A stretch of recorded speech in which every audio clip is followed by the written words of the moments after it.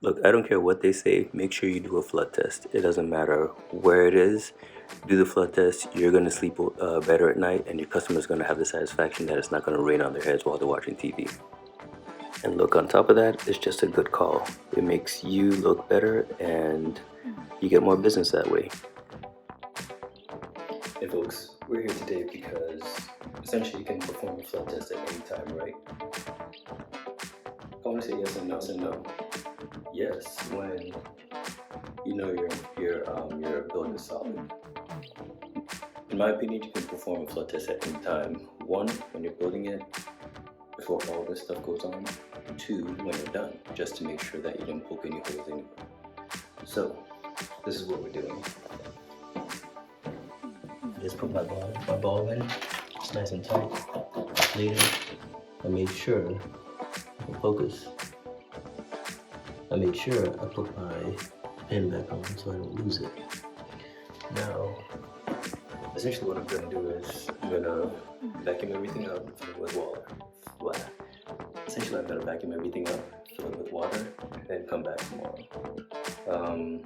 Or at least have the customer check on it tomorrow.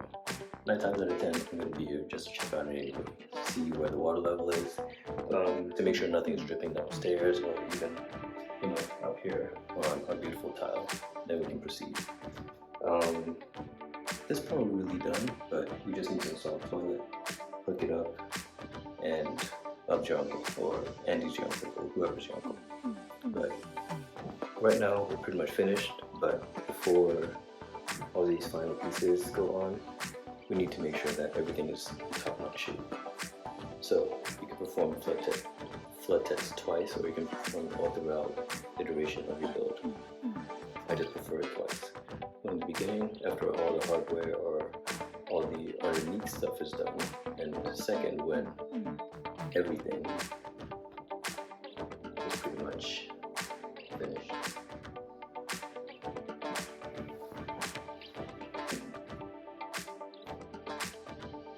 And you can complete this properly, of course. Alright, the water's down.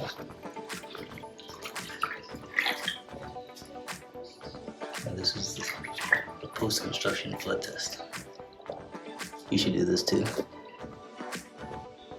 if you believe in your work. So, there's no rubber duckies, but there's floaties. And this is just gonna soak up water.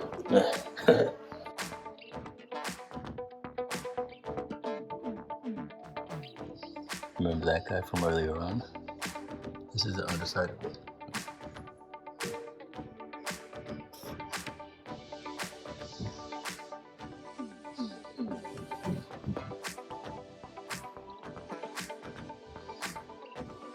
That's the way I like it, bone dry.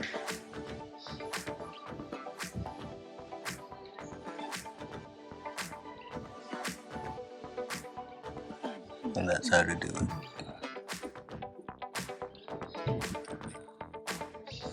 So, a bit of a recap. Alright, so you've done all the work, you've done all the construction before the tile went on.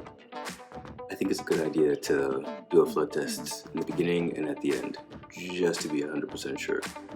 One, in the beginning, you're putting down all your structure, you're making sure that everything that you put down is sealed and all that. After, when all your tile and stuff go on, because tile is sharp depending on how you cut it, depending on what designs you're doing, you need to make sure that all that stuff is sealed properly, and at the very least, it gives you the assurance, well, you know your work. It gives the customer the assurance that you did a good job, not just the contractor going in there doing the work, chatting with the customer, talking with them that way. But at the end of the day, you can sign and seal that deal and say, this is completely done. If anything else comes up, you can contact me. You won't feel quote unquote shy or embarrassed to go back to do any more work for them. You're gonna look at that bathroom, they're gonna be proud of it, you're gonna be proud of it. Because one, your stuff didn't leak, and it didn't leak at any point in time.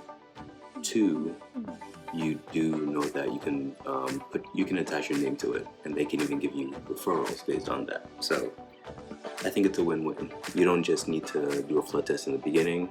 You should do it at the end or even in the middle. It depends on what what you want to do, what you have time for, and just customer satisfaction in the long run. That's why we're here. That's what we're here for, essentially. And yeah, I think it's about time to wrap this up. I need to get this out the door, give you guys a little update, and I'll come back with the final reveal after all the bells and whistles are in there and everything's been wiped down.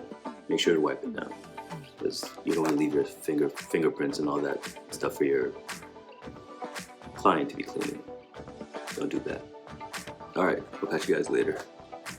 I tell you, this is so much fun. Anyway, I'm having too much fun with this. So, let me get this out to you guys. I am going to come back with a longer video of the steps and the procedures and things of that nature. But do me a favor, like this, subscribe, share this, definitely share this with anyone that you think is going to benefit from this, anyone that you think is going to appreciate this, and we'll just meet up around the bend.